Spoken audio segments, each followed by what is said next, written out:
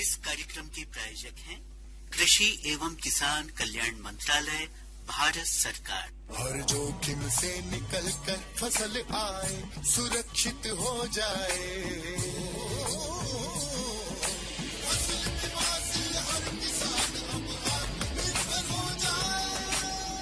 संकट के समय प्रधानमंत्री फसल बीमा योजना किसानों के लिए वरदान है। अब सूखा पड़े या बाढ़ आ जाए कोई डर नहीं, अब ओले पड़े या कीट पतंगे फसल खा जाए कोई फिक्र नहीं, क्योंकि हमने लिया है प्रधानमंत्री फसल बीमा। बुआई से फसल कटाई तक हर जोखिम का दावा, न्यूनतम प्रीमियम पर अधिकतम भुगतान का वादा। योजना से हर साल जुड़ रहे हैं 5 करोड़ से ज्यादा किसान। अब आपकी है बारी। नजदीकी कृषि कार्यालय, सहकारी समिति, बैंक शाखा, अधिकृत बीमा कंपनी या जन सेवा केंद्र में स्वेच्छा से करा सकते हैं पंजीकरण। फसल बीमा पोर्टल या फसल बीमा ऐप द्वारा भी कराया जा सकता है पंजीकरण। प्रधानमंत्री फसल बीमा योजना, आपकी फसलों का संपूर्ण सुरक्षा कवच। कृषि एवं किसान कल्याण मंत्रालय, भारत सरकार।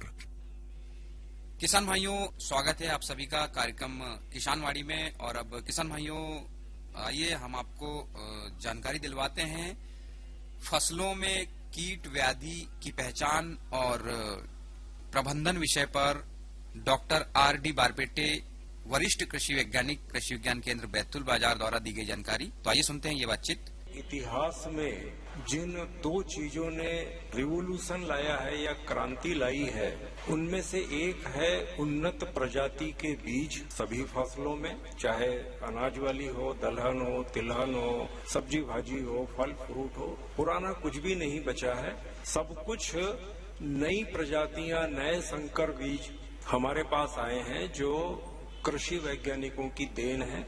और इसकी वजह से हरित क्रांति का प्रादुर्भाव हुआ और आज भी लगातार जो हम नए नए कीर्तिमान रच रहे हैं, उनमें इन उन्नत बीजों का बहुत बड़ा हाथ है। इसके बाद दूसरे नंबर पे एक चीज आई, रसायनों का प्रयोग। अब कृषि रसायन में आपके उर्वरक एक नंबर पे है, फिर हमारे कीटनाशक है, फफूंदनाशक है, और पिछले 10-5 सालों में नींदानाशक रसायन है। इन रसायनों ने भी उत्पादन को बढ़ाने में सहयोग किया है और खेती किसानी करना थोड़ा सा आसान किया है। और अभी वर्तमान प्रधानमंत्री लाल किले से 2 बार ये कह चुके हैं कि हमको जैविक कृषि और प्राकृतिक कृषि को अपनाने का समय आ गया है। उसका कारण ये है कि हमने जो वाजपेयी जी ने जोड़ा था जय विज्ञान, उस विज्ञान को भली भांति नहीं समझा और आधा समझ के उसका हमने उपयोग किया। मैं कहना चाहता हूं कि रसायनों का हमने उपयोग करने में निश्चित रूप से गलती की है और जिसकी वजह से बहुत सारे साइड इफेक्ट देखने को आ रहे हैं फसल के ऊपर, जमीन के ऊपर, और इन फसलों का जो उपभोग हम कर रहे हैं हमारे शरीर के ऊपर, हमारे अपने स्वास्थ्य के ऊपर भी इनके दुष्प्रभाव देखने को आ रहे हैं। परिणाम स्वरूप माननीय मोदी जी को कहना पड़ा कि हम प्राकृतिक कृषि और जैविक कृषि को स्थान दें, इसको बढ़ावा दें। अब जो नए बीज आपने लगाए उनमें बहुत सारी विशेषताएं हैं, उन विशेषताओं का आप भली भांति जानते हैं, जिसमें मुख्य रूप से ज्यादा उत्पादन देने की क्षमता उनकी है। पर उनमें एक कमी है, उस कमी को हमारे किसान ने नहीं समझा, नहीं जाना, और वो कमी है पोषक तत्वों के लिए ये उन्नत बीज बहुत संवेदनशील है। इसको एक बार फिर सुनिए, पोषक तत्वों के लिए ये नए बीज बड़े संवेदनशील है। आम किसान बात करता है सिर्फ यूरिया की और डीएपी की। इन 2 चीजों के ऊपर हमारी पूरी खेती आश्रित है। लगभग 90% पोषक तत्व के नाम पे ये 2 ही तत्व हम दे रहे हैं और इन 2 तत्वों के कारण फसल में कीड़े और बीमारी ज्यादा आ रहे हैं, क्योंकि नत्रजन, यूरिया मतलब नत्रजन, और नत्रजन मतलब वो फसल को बीमार करेगा। डीएपी में मुख्य रूप से फास्फोरस जा रहा है, अगर वो अतिरिक्त जाएगा तो आपकी जमीन बीमार हो रही है, और ये दोनों लक्षण आ रहे हैं। फसलें लगातार बीमार ज्यादा हो रही है, वजह है नत्रजन का अतिरिक्त प्रयोग। जमीन की जल धारण शक्ति हमारी कम हुई है, जल निकास हमारा कमजोर हुआ है, वजह है अतिरिक्त फास्फोरस का प्रयोग। फसलें बीमार ज्यादा होने का एक कारण और है, हम पोषक तत्वों में पोटास को और जिंक को, सल्फर को उपयोग नहीं कर रहे हैं, जिसकी वजह से फसलें बीमार हो रही है।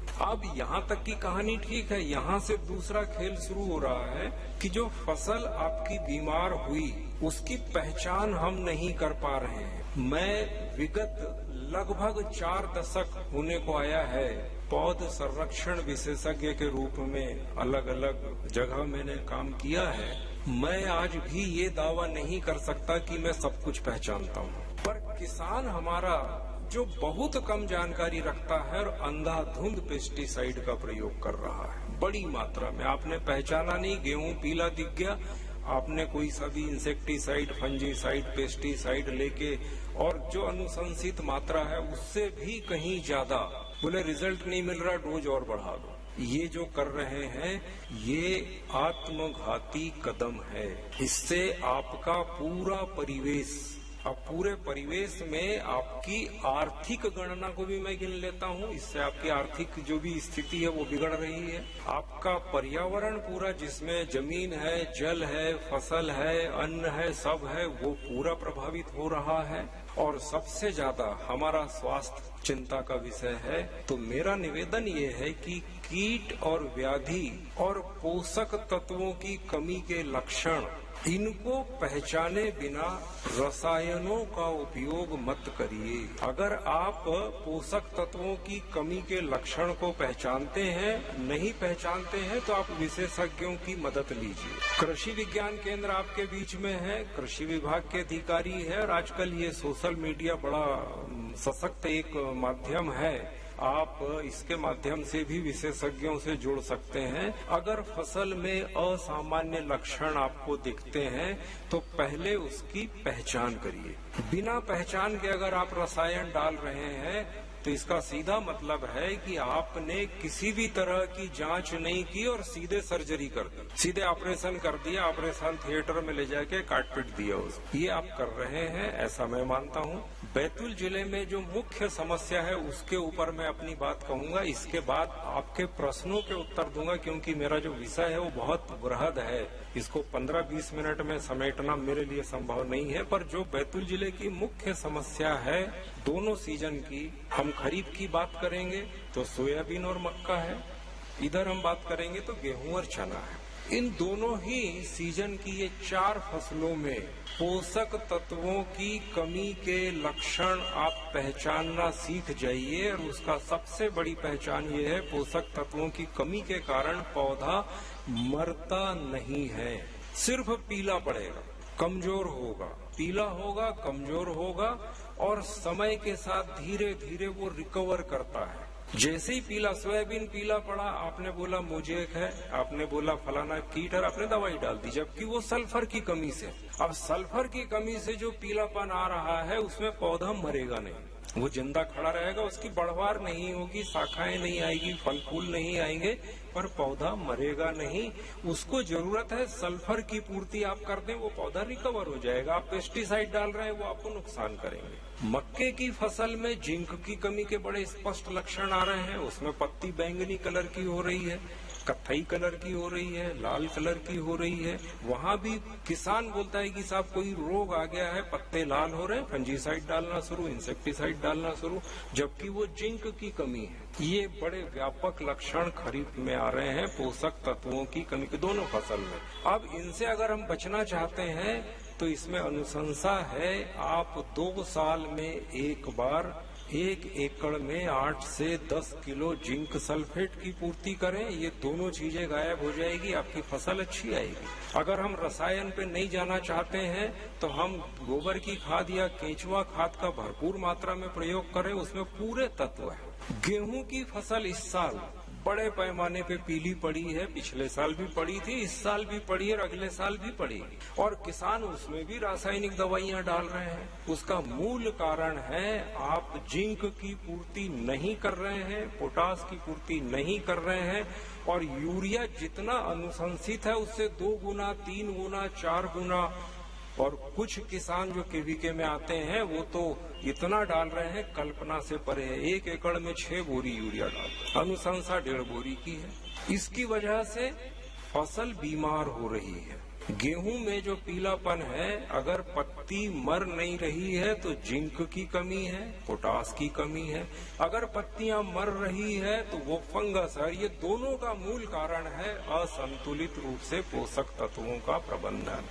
और फिर हम फंजीसाइड डाल रहे हैं, इंसेक्टिसाइड डाल रहे हैं, रिस्पॉन्ड नहीं कर रही है दवाइयां, तो आप डोज बढ़ा के दे रहे हैं। ये बिल्कुल गलत है। पोषक तत्वों को आप सही ढंग से प्रयोग करना सीख जाइए। बैतूल जिले के किसानों की 50% तकलीफें खत्म हो जाएगी। सिर्फ एक काम, पोषक तत्व बैलेंस आप कर दीजिए, आपकी समस्या आधे से ज्यादा खत्म हो जाएगी। और इसके बाद जब आप कीटनाशक या फफूंदनाशक का प्रयोग करने की बारी है तो पहले समस्या को पहचानिए, अपनी तरफ से उसको नाम मत दीजिए। बहुत सारे किसान पहचान नहीं रहे हैं और बोलते हैं साहब मेरी फसल में रोग लग गया है। आप नहीं जानते कि वो रोग है या कीट है या पोषक तत्वों की। आप लक्षण बताइए कि साहब पत्ते पीले हो रहे हैं, नीचे के पत्ते पीले हो रहे हैं कि बीच के हो रहे हैं कि ऊपर के हो रहे हैं। पीले होने का पैटर्न क्या है, किनारे से अंदर की तरफ हो रहे हैं या अंदर से बाहर की तरफ हो रहे हैं।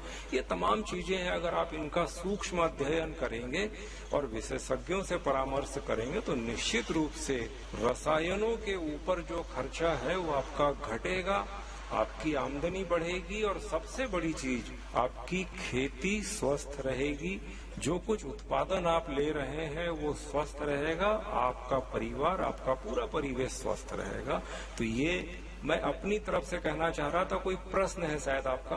पहला प्रश्न तो ये है सर, इस समय मेरे पास फलों की भी खेती है और फलों में इस समय सब्जी में आ रहा है कटहल।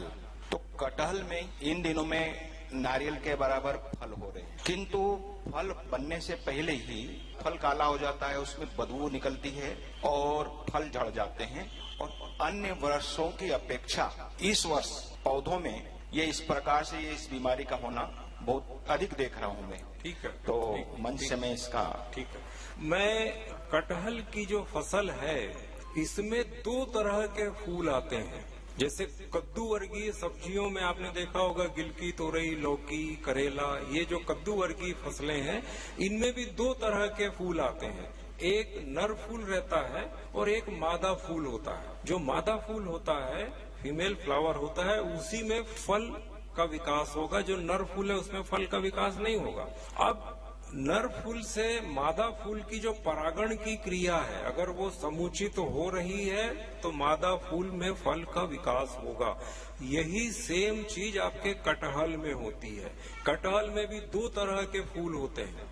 जो थोड़ा सा फल जैसा दिखता है आपको वो रूडिमेंट्री है और उसमें डेवलपमेंट नहीं होगा। तो आप ये मान के चलिए कि जितने आपको फल, आपकी नजर में फल है, वो सब के सब विकसित नहीं होंगे, ये बिल्कुल तय है। उसमें आप कंफ्यूज मत होइए। हाँ, पर मैं परागण की प्रक्रिया को ज्यादा करूं, मैं फलों की सेटिंग को बढ़ाऊं, मैं फलों के विकास को सही कर लूं।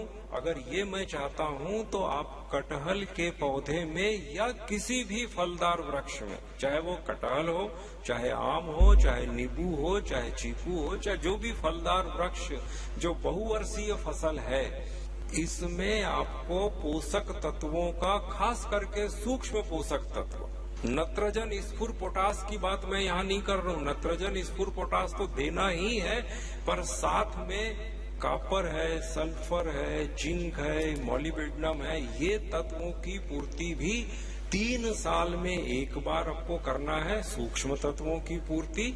और जो मुख्य तत्व है नत्रजन, स्फुर, पोटास, ये हर साल करना है। अगर आप ये करने लगेंगे, आपके फलों की संख्या बढ़ेगी, आपके फलों का साइज बढ़ेगा, फलों की क्वालिटी बढ़ेगी। एक चीज और फलदार वृक्षों में जो मैंने महसूस किया है बैतूल जिले में, हम फलों की हार्वेस्टिंग के बाद, फल तोड़ने के बाद उन वृक्षों की कटाई छटाई पे ध्यान बिल्कुल नहीं देते हैं। कटाई छटाई बहुत जरूरी है। कटाई छटाई का मतलब प्रूनिंग अंग्रेजी में बोलते हैं, हिंदी में कटाई छटाई। जो शाखाएं कीटग्रस्त है, रोगग्रस्त है या बहुत डेंस कहीं हो रही, बहुत घना हो रहा, अंदर सूर्य की रोशनी बिल्कुल नहीं जा रही है, तो उसको आप अतिरिक्त जो भी शाखाएं हैं, टहनियां हैं, उनकी कटाई छटाई करें और साल में 2 बार बोर्डो पेस्टिंग करें। जहां कटाई छटाई हम कर रहे हैं वहां भी बोर्डो पेस्टिंग करना है। प्री मानसून, पोस्ट मानसून आपको बोर्डो पेस्टिंग करना है। अगर ये आप करने लगेंगे तो जो कुछ आपका उत्पादन अभी आ रहा है ये डबल हो जाएगा और क्वालिटी बहुत अच्छी हो जाएगी। सर, हम लोग किसान तो नहीं हैं, हम लोग छोटी मोटी बागवानी करते हैं घर में जी। तो घर में कुछ प्लांट्स लगाए हैं, शेवंती है, कड़ी पत्ता है, गुलाब है, मतलब इस तरह के छोटे छोटे। तो सर को हम कैसे पहचानें कि उनमें हम पानी कब देना चाहिए, क्योंकि वो सड़ भी जाते हैं, ज्यादा हो जाता है, हम नहीं पता कर सकते कि कितना पानी चाहिए। और एक बात और कि शेवंती में ना छोटे छोटे इंसेक्ट्स हो जाते हैं, कीड़े हो जाते हैं जैसे, तो वो अदर प्लांट्स को भी प्रभावित करते हैं, तो उससे कैसे बचें और बिना बाहर के केमिकल वाले कुछ भी खाद वगैरह कुछ भी यूज किए, बिना दवा के, तो हम घर में कैसे बागवानी करें? देखिए, सबसे मुख्य चीज है आप भरपूर मात्रा में केंचुआ खाद का प्रयोग करिए। अगर आप घर में बागवानी कर रहे हैं, पॉट में, गमलों में कर रहे हैं या छोटी क्यारियों में कर रहे हैं, तो 1 नंबर का आपका रिकमेंडेशन मेरा ये है कि आप भरपूर मात्रा में केंचुआ खाद का प्रयोग करिए, क्योंकि ये आपकी बहुत सारी समस्याओं को दूर करेगा। केंचुआ खाद से कंप्लीट पोषण मिलता है फसलों को, और अगर कंप्लीट पोषण मिलेगा तो अपने आप बहुत सारी समस्याएं कम हो जाएगी। आखिरी में जाते जाते एक बात कहूंगा कि बैतुल बाजार में बालाजीपुरम मंदिर के पड़ोस में हमारा केंद्र है और माननीय मुख्यमंत्री महोदय ने उसको किसान तीर्थ का नाम दिया है। तो बालाजीपुरम की तीर्थ यात्रा आप हमेशा करते हैं, थोड़ा सा किसान तीर्थ पे भी कभी कभी आइए। अगर वहां आप आएंगे तो कुछ न कुछ पाएंगे, ये बिल्कुल तय है। थोड़ा सा समय बिताइए, अपने आप आपको ऐसा लगेगा कि यार ये चीज मेरे काम की है, ये चीज मेरे काम की, कुछ न कुछ आपको मिलेगा। ऐसा हमने प्रयास किया है, तो उसका आप लाभ लीजिए। धन्यवाद। किसान भाइयों, अभी आप 12 फरवरी 2026 को हमारे केंद्र में आयोजित रेडियो किसान दिवस पर संबोधन के अंश सुन रहे थे, जिसमें विषय था फसलों में कीट व्याधि की पहचान और प्रबंधन विषय पर, और जानकारी दे रहे थे डॉक्टर R.D. बारपेटे, वरिष्ठ कृषि वैज्ञानिक, कृषि विज्ञान केंद्र बैतुल बाजार। और आइए किसान भाइयों, अब समय है आज के हमारे कृषि चर्चा का, और आज के हमारे कृषि चर्चा का विषय है कद्दू की खेती कैसे करें। किसान भाइयों, कद्दू की खेती साल में हम जो है 2 बार कर सकते हैं, जिसमें कि फरवरी मार्च और जून जुलाई में जो है इसकी खेती की जा सकती है, जिसके लिए उचित जल निकासी वाली बलुई दोमट मिट्टी जो है सबसे अच्छी मानी जाती है। अच्छी पैदावार के लिए 2 से 3 बार गहरी जो है जमीन की जुताई करें। भाइयों, बीज की बुआई और दूरी की बात करें तो एक जगह पर 2 से 3 बीज जो है 4 से 6 फीट की दूरी पर क्यारियों या टीलों में बोए। बेड विधि में लगाने पर जो है बेड की चौड़ाई 2.5 फीट और बेड से बेड की दूरी 6 फीट रखें। भाइयों, कद्दू के उन्नत किस्मों की यदि हम बात करें तो कद्दू की उन्नत किस्मों में पूसा विकास, पूसा विश्वास, इनका चयन करें। भाइयों, सिंचाई प्रबंधन की बात करें इसमें तो गर्मियों में 6 से 7 दिनों के अंतराल पर सिंचाई करें। जबकि बरसात में जल निकासी का ध्यान रखें। किसान भाइयों, खरपतवार और रोग नियंत्रण की यदि हम इसमें बात करें कद्दू की फसल में, तो भाइयों बीज बोने के 20 से 25 दिन बाद और 40 से 50 दिन बाद जो है निंदाई गुड़ाई इसमें करते रहें। फल को सड़ने से बचाने के लिए 25 माइक्रोन का जो है मल्चिंग पेपर का प्रयोग करें। और भाइयों लगभग 90 से 100 दिनों में कद्दू की फसल जो है तैयार हो जाती है। तो किसान भाइयों, इस तरीके से किसान भाइयों आप कद्दू की खेती कर सकते हैं। तो किसान भाइयों, ये थी छोटी ही चर्चा कद्दू की खेती हम कैसे करें इस विषय पर। और अब समय है यहाँ पर एक और लोकगीत सुनने का। तो आइए सुनते हैं श्यामू परते और साथियों के स्वर में ये लोकगीत।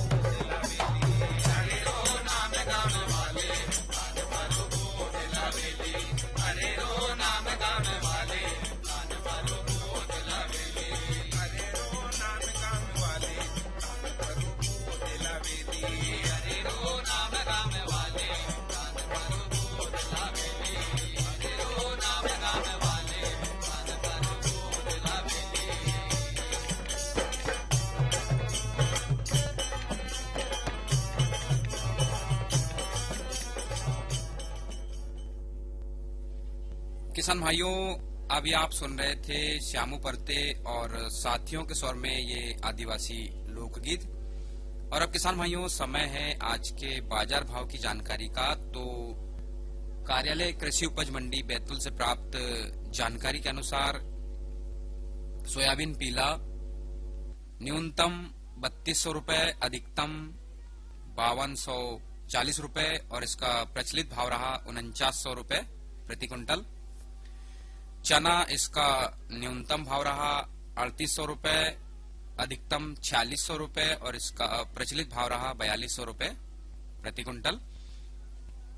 मक्का इसका न्यूनतम भाव रहा 1400 रुपए, अधिकतम 1750 रुपए और इसका प्रचलित भाव रहा 1560 रुपये प्रति क्विंटल।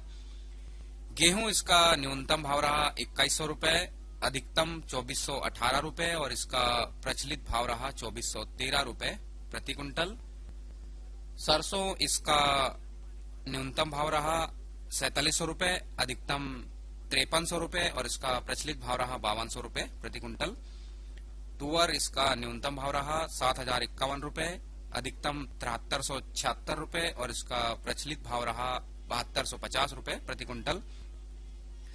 तो किसान भाइयों, ये थे आज के बाजारों की जानकारी और अब समय हो गया है आज के कार्यक्रम से आपसे विदा लेने का। तो दीजिए अनुमति छोटेलाल धुर्वे को। जय राम जी की, जय जवान, जय किसान। अरे अरे अरे क्या कर रहा है? इधर इधर इधर हम बोल रहे हैं तेरे बीजू का। उतला बोल रहा है? पक्षियों से तो हम खेत को बचा लेते हैं, पर इन घातक रसायनों से कैसे बचाएं? मतलब? देख बेटा, तू जो ये अंधाधुंध रसायन मिलाता है ना, मिट्टी की सेहत बिगड़ने लगी है और जब माटी ही कमजोर पड़ जाएगी तो उपज कैसे सेहतमंद होगी? अरे पहले ऐसा नहीं था। पूछना अपने बड़े बुजुर्गों से, कैसे फसल लहलहाती थी, शुद्धता झलकती थी। हाँ, माटी भी तंदुरुस्त और लोग। अरे अब पहली वाली बात कहाँ? पर अब तो सब यही डाले हैं। सब नहीं, आज भी लाखों जागरूक किसान परंपरागत विधि से फसल उगा रहे हैं, खर्चा कम और उपज की कीमत भी बेहतर पा रहे हैं। सच है? अरे बेटे, एक्सपीरियंस से बता रहे हैं, धूप में बाल सफेद नहीं किए हैं। हाँ। ठीक है भाई, मैं भी आज से जैविक खेती शुरू करूंगा। माटी से प्रेम की परंपरा है, परंपरागत खेती। इस कार्यक्रम के प्रायोजक थे कृषि एवं किसान कल्याण मंत्रालय, भारत सरकार।